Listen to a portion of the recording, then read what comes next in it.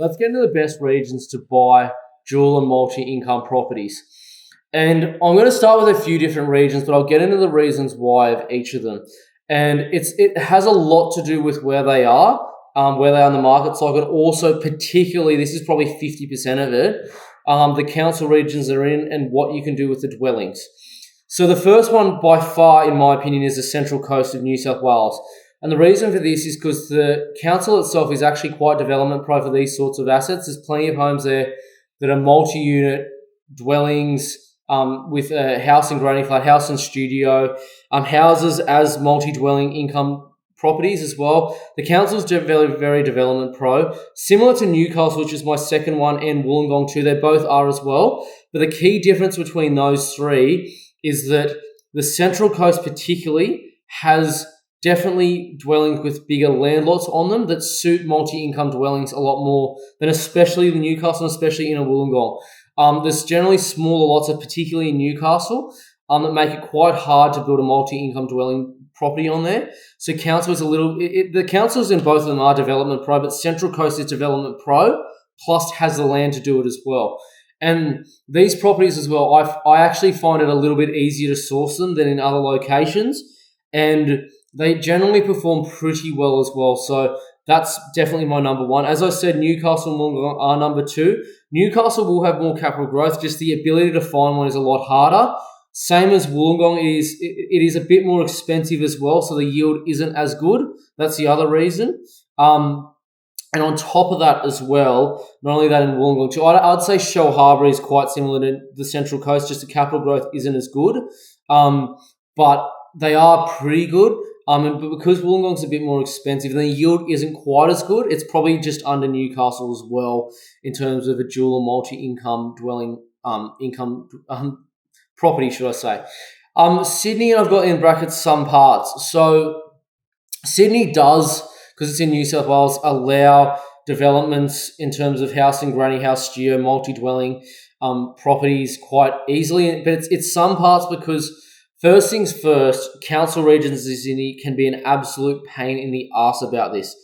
I mean, if you look at some of the ones in inner Sydney, they are shocking to do anything with. They don't even let you, some of them, cut a tree down. I know even some that literally, have blocks of 3,000 metres squared and they won't let you subdivide at all because it's just the sort of way the council is. Now, it's very good to live in, but you don't want to be investing in a multi-income or dual-income property in these locations because you won't be able to do it.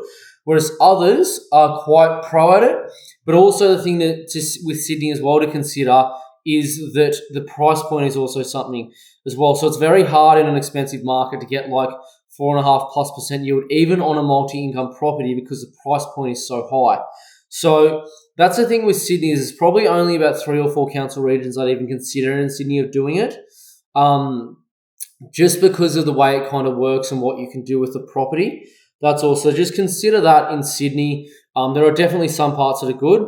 I've said these are the best regions to buy dual and multi-income properties, Tier 1, and this is in the exact order I would do it in. And I say Tier 1 because they are by far the best regions to buy, market cycle, council regions, and not only that, too, price points. I've also got other Tier 1s I'd like to consider, but they're a little bit more difficult for dual income properties. And now, if you can find them, they're right up the top of the Central Coast and Newcastle, mind you, and that is both Melbourne and Geelong. Now, the reason Melbourne and Geelong are still good is because recently, as only started this year, secondary dwellings that meet performance requirements under DAs and CDCs in Victoria are actually doable. Now, the reason I said they're more difficult is because New South Wales has had, I'd say, and parts of Queensland as well, mind you, have had probably 15 to 20 years worth of secondary dwellings and legislation being built up and to get them through faster, already developed with what's going on. Whereas Melbourne, Geelong and the Victorian state, it's only a really kind of a new thing that's going on. It's only kind of been in the last year, and ones that meet very specific performance requirements a couple of years. It's not very common down there. So the legislation isn't as well developed kind of down here as others. But Melbourne's probably a little bit better than Geelong because Melbourne, you do find them a little bit more often, and you do find that ones that will meet, should I say, CDC requirements more often as well. Geelong, you don't really find. Geelong is very villagey. A lot of the suburbs I buy in, it's quite hard to find them down there. I have found them before, but it's very rare. In saying that as well, both Melbourne and Geelong, just consider if you are doing this, there won't be many that will have, should I say, separate meterages. So it might be something that you'd want to add in. Now, to add separate water, electricity, and gas, you're looking at probably around the $10,000 mark per unit. So just keep that in mind.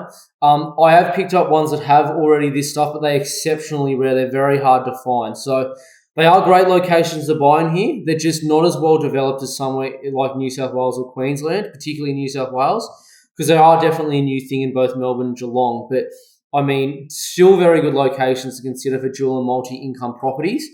Just a little bit harder to find. That's the reason I'd say they're tier 1, but more difficult. Look, tier 2 locations I've got here in this exact order. I've got Hobart, Brisbane, then Perth. The reason Hobart's there is because Hobart really, I mean, it's just in its stabilisation phase, should I say. It's not an area that I think will, go down really much in the next couple of years. It'll probably pick up in the next 5 to 10 quite significantly. But it's probably going to stabilise a bit. But Hobart, you do find these kinds of dwellings. Councils are generally pretty, I'd say, okay with it up there. They're not very pro, they're not very against it. I'd say reasonable about it. So Hobart's good for that. And it's not that risky of a market to buy in. Brisbane I've got under Hobart. It's not because it's hard to do or anything like that. Moreton Bay in particular council is actually very easy to do these kinds of things on. It's been quite well developed there. Brisbane's only just kind of really in the last 5 or so years started to get into it, these sorts of dwellings. But the reason Brisbane's down there is because it's definitely getting frothy towards the back of its market cycle. And it isn't as easy as New South Wales still to do it. Moreton Bay is, but Brisbane isn't, and it's also getting frothy in the market cycle. So that's why it's there.